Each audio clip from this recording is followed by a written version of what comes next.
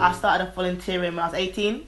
I failed my A-levels because obviously college was college. So I decided I'm not going to like bum around at home for a year. I went to Peru with a charity called Project Trust, and it's like a educational charity that sends school leavers away for a year. I didn't think I was going to get accepted because I'm not the typical, or I didn't seem like the typical volunteer. A lot of the other kids came from very well-off backgrounds and from like very posh areas, but I got accepted luckily, which is good. And then I had to fundraise for it, and I had to fundraise like £4,800. That experience in itself was like it was like another world. I can't even explain it quite right. There was myself, and I went there with another girl from Cambridge, so very, very different backgrounds. And we kind of placed everyone in pairs, and there was 12 girls all together that went out to Peru. And I went to this orphanage that was in this place called Oropesa, and it's where Cusco, like where Machu Picchu is. So that's very touristy, but we were an hour and a half outside of that. But we had to get moved from the orphanage because we kept on getting parasites, because the water in the orphanage that came through the town where in Oropesa wasn't clean. Like it went through like water irrigation, but it just wasn't clean. So we got this parasite called Giardia like 6 times, and our insurance said you've got to leave or we're not going to cover you anymore. So we got taken to Lima, the capital city, and then me and the girl Rachel had to find another orphanage. So we ended up in a Catholic orphanage that went from like a small orphanage on a place in like the rural town of 11 boys, then go to an orphanage in the city with 300 boys. And that in itself was a huge change, especially because it's Catholic, because I'm not religious myself. And I was exploring religion when I was at the orphanage, when I was in Oropesa, because the boys, we used to pray before breakfast and lunch and stuff, and it was very personal, and it made me, I started reading the Bible and I started getting into it. But then when I went to the Catholic orphanage, it was more so like shoved down your throat. And when I was there, I decided I'm going to try and apply back for university, still with my grades, because I was aware I couldn't like retake my A-levels.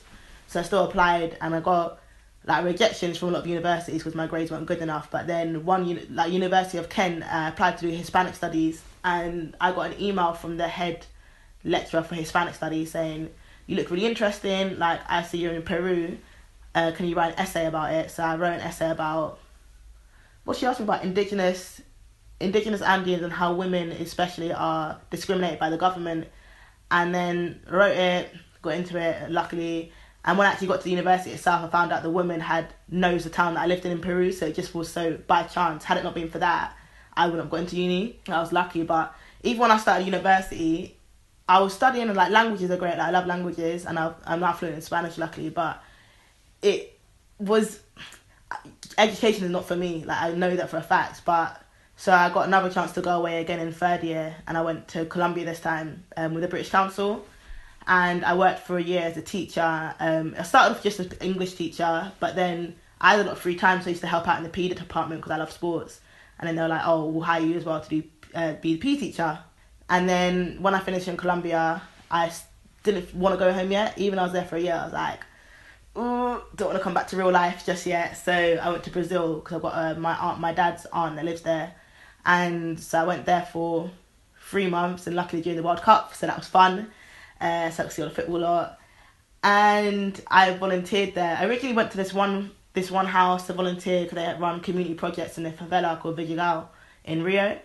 But they were more focused on getting money. They wanted to rent out the rooms for people that are coming to the World Cup, and therefore allowed all the volunteering stuff to they didn't focus on it. So I looked on Instagram, and I must have just went on the location, the favela where I was at, and I found this other project that was run by 2 Americans called Soccer Girls, and it's where they were using football to teach girls English. So they start off with doing football for girls for the first hour, and the second hour doing English class with them. That was great. Like, the project was amazing because even though Brazil is known like notoriously for being like amazing at football and all that, women are so discriminated against for playing football. Like, there's not even a football league out in Brazil. Brazilian women have to go abroad to pursue their football career.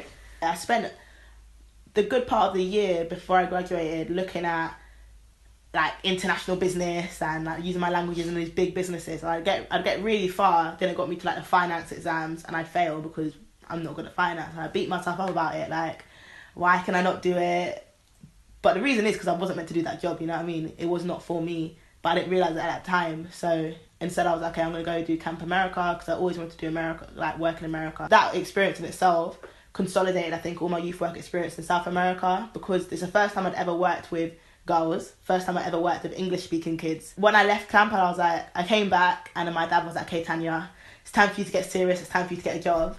And then he tried to push me again to do all the business stuff, and I was like, I can never imagine myself wearing like heels and skirts and going into business world. That's not me. But I was like, okay, let me just do it, like, to make him happy. But I also was applying for charity jobs at the same time.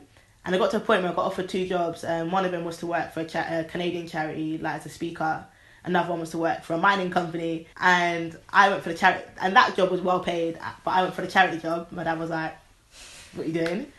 But luckily, I think that was, if I went for the other job, I definitely wouldn't be doing what I'm doing now. And then I went to, still with the charity, I went to India for a few weeks to facilitate a trip for Canadian American kids, like volunteering trip. And that was cool. I loved that. But because I was with them for like such a long period of time, well, not that long, but like 3 weeks, and we used to live with each other and like do everything together, it reminded me again that I like working with young people on a longer term basis. So when I was there, I was looking for jobs, and I found this job called Women and Girls Development Officer, the charity called the Change Foundation. And I saved the job as my future job. Like, I knew it when I saw it. I knew that was going to be my job. And then, I applied for it, went for an interview. And then, it's funny because I was still when I came back from India, I was still at my old job. And I had to tell them I found out I got the interview when I just came back off holiday. And then I had to tell them I had a dentist appointment or some shit like that. And then I went for a job interview, and it was great. It went really well. And then, I found out I got a job like 3 days later. And that was it, and I quit my job.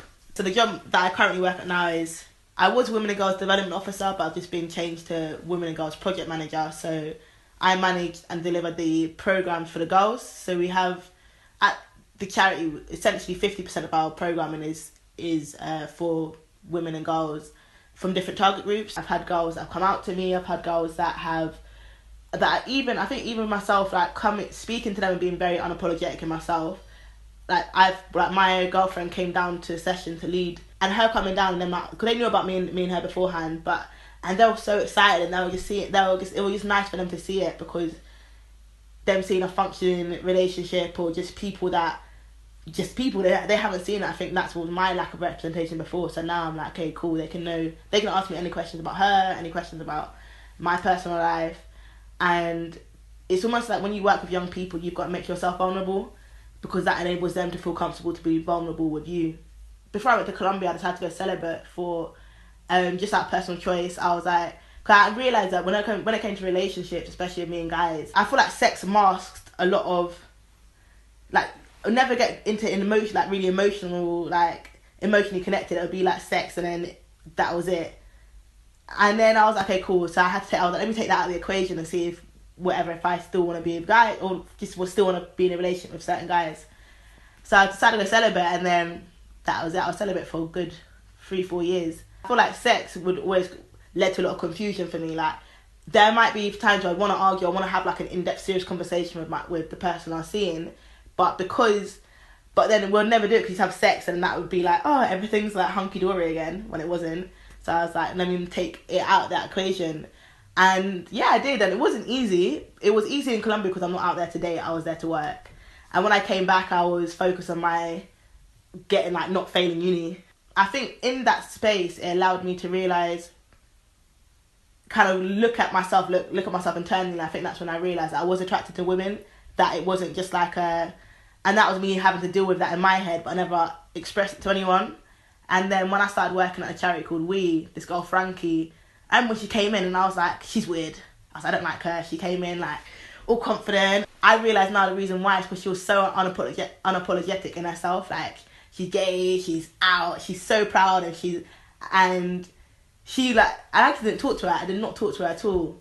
And now she's my best friend. Like, we live with each other. She's someone that can really speak about her sexuality and gender in general in a way that's inviting, if you know what I mean. That's not like, if you don't know this, then you're wrong, you're ignorant. It's more so, you don't know this because you're not being shown it, so let me show you. We used to talk, and then that's when I started like questioning, because she was so unapologetic talking about how she's dating women, all this stuff, and I was like, So I joined up Tinder, and then I went on switched to like men to women only, and then it was interesting because you also see so many people that I knew, females on there, that don't talk about your sexuality, but they were on it as well, and I was like, yeah. And then from Frankie, me and Frankie started going to all these events like Babes and like Pussy Palace and like Batty Mama and all them type of events there, and it was good. You start seeing that there's actually more women like me, and I realized I didn't have that because that lack of representation. I really wanted to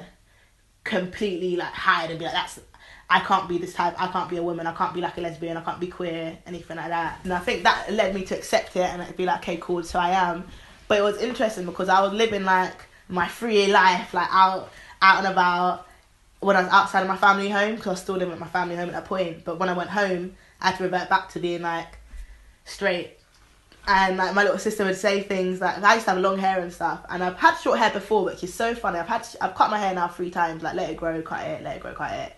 And my little sister used to be like, oh Tanya, don't ever cut your hair again because you look like a lesbian, or like don't all these little things. And she didn't read anything behind it, but she'd say something like out of nowhere, Tanya, you're a lesbian, and I'd be like, no, strictly dickly. And I started saying all stuff like that. And I was like, oh, for goodness. But in my head, I was like, oh, Tanya, that is such a lie. Every time I do like a major change in my life, whether it's for me, it was because I was getting my new job and I moved out. That's why I wanted to cut my hair. It had nothing to do with my sexuality, but I like myself with short hair. So cut my hair, and then a week after that, I came out to my parents, which was really funny. Well, not funny, it was awful, but it was because I came out on the day that Donald Trump got elected, my cat died. And I was like, okay, they're sad. They can't be mad at me because my cat's dead. So let me come out to them. And it was like an interesting thing in itself, because my parents kind of acted like it was fine, it was normal. And it was like, oh, my dad was like, is that it? My mum was like, oh, okay. And then she started asking me all these questions about sex. And I was like, I'm not answering these questions. But it got a little bit awkward, obviously, as fam. I don't think because they acted like that, I was like, oh great, my family are amazing, like everything's cool. But then it was harder for them to really, I think that they wanted to find out more, but it's like, what more do I have to say? Like, there's no explanation, I have to explain myself. It is what it is. It kind of blew up essentially at one point, like a month or 2 later, it blew up completely, arguments. But that in itself, the arguments turned out to be a blessing in disguise, because it opened up, it meant that I had to have a very honest conversation with my little sister, because me and my little sister, like my best friend, like we a year apart. We have very similar friend groups, and she's known all my friends for years. And I think because I'd now got all these new friends with my new job and was going out these places that she never knew, and it was like I had this other life that she wasn't a part of. And I think that for itself was hard. And to find on top of that I'm gay, and I think it was just a lot of stuff. And I didn't talk about who I dated anyway. Even when I was dating men, I didn't tell them, because unless I'm going to bring someone home and I'm like, okay, it's a person I'm going to marry type thing, I'm not going to bring you home. It meant I had to have a very honest conversation with my sister, and from there now, like, it's been so cool. So my advice to my younger self would be, don't change who you are to seek the approval of other people, because the other people are not going to be in your life for the rest of their life. For your life, those who are, like, will be there regardless of who you decide to define who you are. And also, you don't have to define yourself, because like labels put limits on what you can do and what you can achieve. Like, just be you, do you, and those that love you will love you forever regardless of what you decide to do. But yeah, and what else? Education, if you fail, it's fine. Like, you don't have to. If you fail, it's that was not for you. Like, there'll be a lot of opportunities that present themselves to you, but not every opportunity, just because they present themselves, doesn't mean it's for you. Just try. As long as you put yourself out there and you try for it, you've done your work. Like, after that, if it's meant to be, it is. If it's not, another door will open for you, and you'll need it, because let's face it, I could have been in a business, but now I get to go to the gym every day for work and get paid for it. So that's great. But yeah, life will be fine. Everything will work out in the end. Your family will love you regardless, and you know.